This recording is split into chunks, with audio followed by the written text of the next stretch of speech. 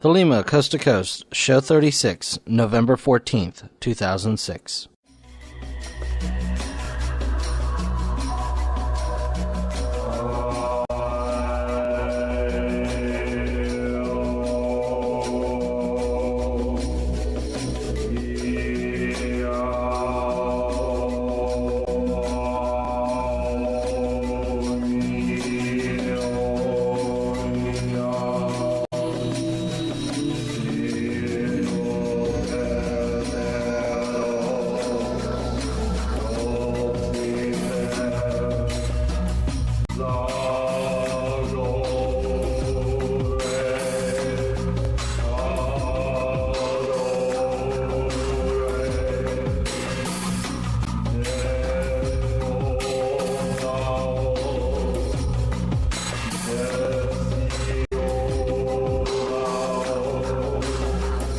Do what thou wilt shall be the whole of the law. Welcome to Thelema Coast to Coast. My name is John Crow, and I'm the host of the show.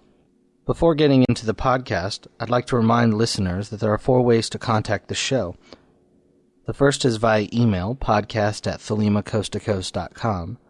The second is via the website, www.thelemacoasttocoast.com. Third is via our voicemail, 206-600-5782. And the voicemail is the encouraged format. And, of course, via mail at Thelema Coast to Coast, care of John Crow, P.O. Box 7045, Marietta, Georgia, 30065. And that's in the United States. Also, in addition to those ways to contact the podcast, I also have a MySpace page, www.myspace.com/Thelema Coast to Coast. And there's right now a little over 1,100 people subscribe to that, and there's also a Frapper map that has over 400 people, so I encourage you to go check those out. You can get to the Frapper map by going to the Thelema Coast to Coast website and clicking on the link there, the same for the MySpace. Alright, since I started the podcast, I've been having a bit of a promotion. If you send a postcard to the podcast, then in return I will send you one of the limited edition podcast stickers to put on your car. It's a pretty large sticker, bumper sticker size. And the postcards have slowed down. I haven't gotten any recently, so encouraging all the listeners out there, especially new listeners, here's your chance to get a free sticker for the podcast. It says Thelema Coast to Coast on it, Occultism Without Apologies. All you have to do is send a postcard to Thelema Coast to Coast, P.O. Box 7045. Marietta, Georgia, 30065. And please choose a creative postcard. Make one for yourself or buy one, because all the postcards that get sent in get scanned in and put on the Thelema Coast to Coast website. Send those postcards in. All right, in the last podcast, I asked for some feedback, and I got some, so thank you very much, everybody, and keep it coming. I also said, instead of just saying, hey, John, I like the podcast, blah, blah, blah, I'm actually interested in some kind of questions or some, to get my thoughts on things. And so here are a few of the people that replied. This one is from Ryan. He says, 93, John, it's great to see the podcast keeps improving. The Stephen Skinner interview was really amazing. By the way, is he a Thelemite? No. He's not a Thelemite. The mixture of magic history with occult philosophy covers a lot of important ground, and the show seems to have struck a great balance between those two things after the excellent pieces on Russell and the influence of Tantra. One place where those two topics seem to intersect is in the work of Austin Spare. He came up in your last conversation with Keith 418 as someone who, when his work is seriously engaged in, force people to figure out their own desires. This seems to be a theme in your discussions about the Goetia as well. I would love to hear the theme expanded on. Are there any obstacles to knowing our desires that are not self-imposed? Are there other magicians who did this kind of work, or other practices which are particularly useful when we take this line of inquiry? Thanks for the great work and all your time and energy. 93, Ryan. Ryan, that's a very important question. Desires. And there's no way that I can touch on the magnitude of it in this brief response. However, the one thing that I frequently tell people when I talk to them about things is to ask yourself why. Why do you want this, or why do you care about this, or why is this important, or why are you interested in things? The why question is actually something that little 2-year-olds do. They go to their parents and say, why are we doing this? And eventually it gets down to the point where the parent is frustrated and they say, because I'm the parent and I say so. Well, you can't do that with yourself. You really need to start getting down into your own motivations and start seeing where they're coming from. And what you're going to find out is most of the time, if you really get into it and start looking at where your desires are coming from, they have been programmed into you from various aspects of society. Things that you've been told that you want, or things that your parents or family members or friends or organizations or the media, all of those influences that are around us totally infiltrate our minds, and they condition us to wanting certain things. A new pair of shoes comes out and somebody wants it. Or children, you can totally see how this happens with children on Saturday morning cartoons, where they see action figures or dolls or toys or whatever.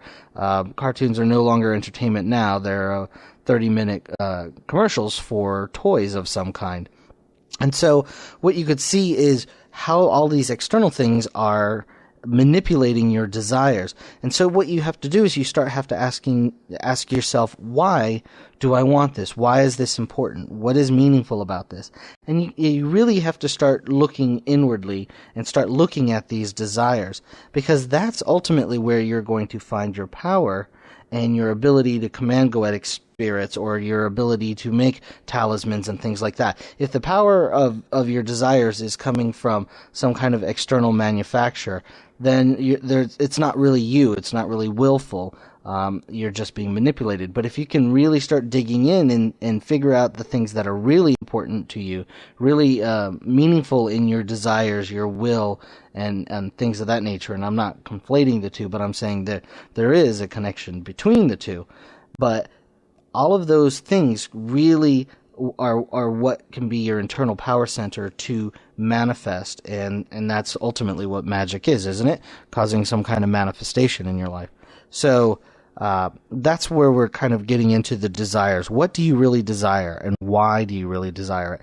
You will be surprised if you do this why exercise to yourself and you get really, really honest.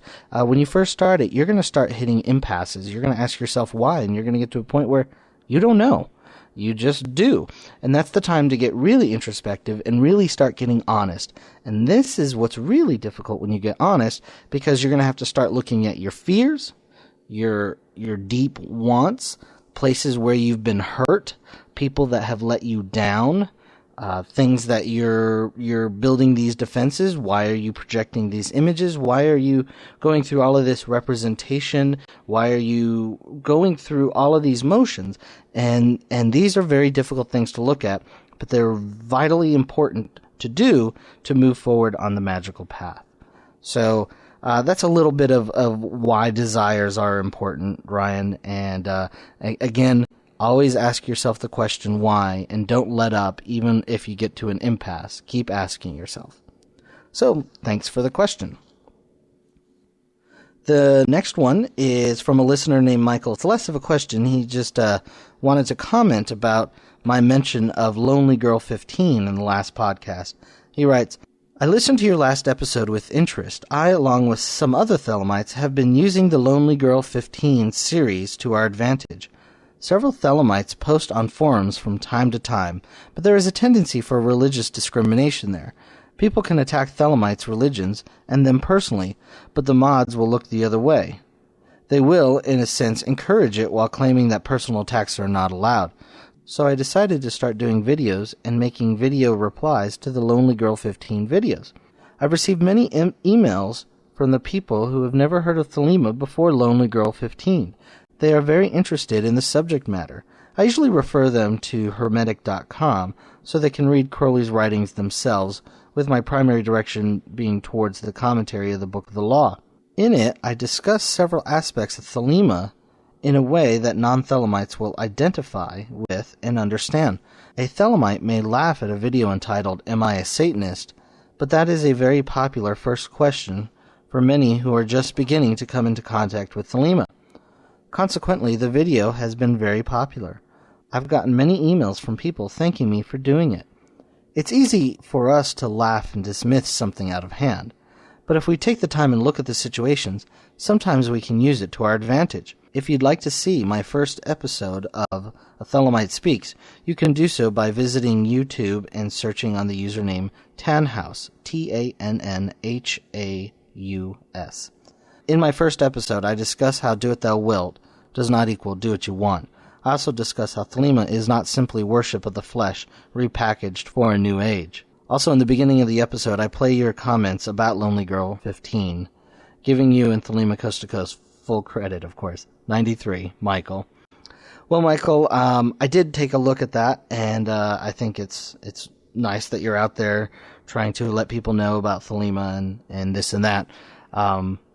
And if people are interested in checking it out, go to youtube.com and search on Tannhaus, Tannhaus. All right. The next email is from a listener named Steven.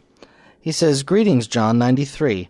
I just wanted to tell you how much I appreciate Thelema Coast to Coast. I've been seriously studying Thelema, Hermeticism, and other esoteric subjects for about a year now, and Thelema Coast to Coast has helped to direct me and provide depth to my studies. Nevertheless, I still find that I am perplexed by a seemingly simple question.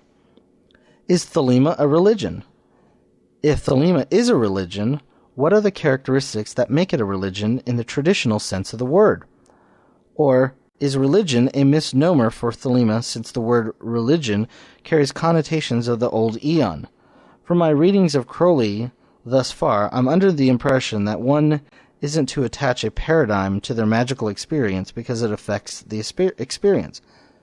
Would Thelema be similar to how Masons refer to Masonry as their craft?